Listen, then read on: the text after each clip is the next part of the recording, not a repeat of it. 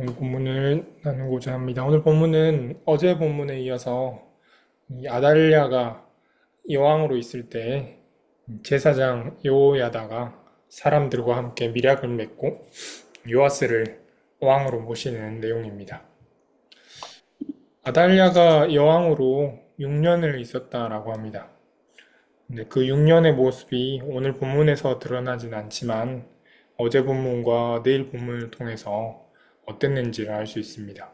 어제 본문에서 아달랴는 왕자들을 죽였습니다. 하나님께서는 다윗의 자손이 왕을 이어나갈 것이라고 약속하셨는데 아달랴는 하나님의 그 약속을 위협한 것이었습니다. 또 내일 본문이 17절에 보면 바알 신전에서 바알 제사가 만연해 있음을 알 수 있습니다. 그래서 아달랴의 6년 동안의 통치는 하나님의 질서가 파괴되는 기간이었습니다. 그렇다면 하나님의 질서를 회복하기 위해서는 어떻게 해야 됐을까요? 바알 제사를 직접 저지하는 방법도 있었을 거고, 또 아달랴가 통치하는 거에 대해서 그 명령에 대해서 반대를 할 수도 있었을 것입니다. 그런데 3절에서 여호야다는 사람들에게 이렇게 말합니다. 이분이 왕이 되셔야 합니다. 라고 말합니다. 네, 하나님의 질서를 회복하는 일은 여러 가지 방법도 있겠지만 왕을 바꾸는 일입니다. 아델랴라는 여왕 대신에 다윗의 자손인 요아스를 왕으로 모시는 것이 하나님의 질서를 회복하는 일입니다. 하나님께서 허락하신 대로 왕이 바뀌면 다른 모든 것들은 하나님의 질서를 따라 움직이게 됩니다.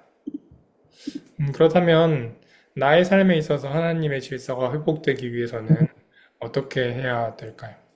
네, 맞습니다. 내 삶의 왕이 바뀌어야 합니다. 내 생각, 내 마음대로 해서 다윗의 자손이신 예수님으로 그 왕을 바꾸어야 합니다. 요즘 우리나라를 보면 왕이 바뀌었을 때 질서가 이렇게 순식간에 그리고 모든 것이 바뀌는 것이 이해가 됩니다. 왕은 아니지만 대통령이 바뀐 지 4개월이 되었습니다. 대통령 한 명이 바뀌었는데 나라가 달라지는 것을 우리가 알 수 있습니다. 대통령도 그러한데 왕이 바뀌면 얼마나 하나님의 질서로 바뀔지 그 변화가 생기는 것을 예측해 봅니다. 그래서 하나님의 질서를 회복하기 위해서는 왕이 바뀌어야 합니다. 그래서 오늘 하루 내 삶에 이 세상에 하나님의 질서가 작동하기 위해서 우리의 왕이 바뀌기를 원합니다. 내 생각이나 내 마음, 내 뜻이었던 그 왕이 예수님으로 바뀌어서 예수님이 우리의 왕이 되셔서 나와 이 세상을 다스리기를 기도하는 오늘이 되었으면 좋겠습니다. 기도하겠습니다. 하나님, 오늘 본문에서 하나님의 질서가 흐트러졌습니다. 하나님의 질서를 회복하기 위해서 각자의 상황들을 대응하는 것도 중요했지만 본질적으로는 왕을 바뀌는 것이 하나님의 질서를 회복하는 일이었습니다. 왕이 바뀌면 자연스럽게 하나님의 질서가 따라옵니다.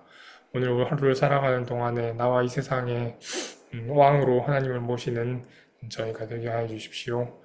예수님의 이름으로 기도드립니다. 아멘.